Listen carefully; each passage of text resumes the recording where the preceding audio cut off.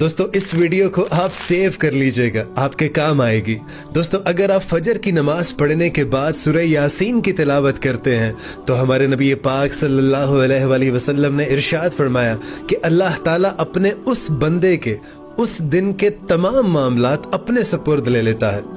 और अगर आप ज़ोहर की नमाज के बाद सूरह फातिहा पढ़ते हैं तो अल्लाह ताला आपको मरने से पहले हज और उम्रा नसीब फरमा देता है। और अगर आप असर की नमाज के बाद सूरह निबाह पढ़ते हैं तो अल्लाह पाक आपको कयामत के खौफनाक मंजर से बचा लेगा। और अगर आप मगरिब की नमाज के बाद सूरह वाक़िया की तिलावत करते हैं तो अल्लाह पाक आपको मरने तक किसी का भी मोहताज नहीं करेगा। और अगर आप इशा की नमाज के बाद सूरह मुल्क की तिलावत करते हैं तो अल्लाह पाक आपको कब्र के आजाब से भी महफूज रखेगा। सो ये आप खुद भी पढ़ें और इसे दूसरों के साथ शेयर भी कर दें।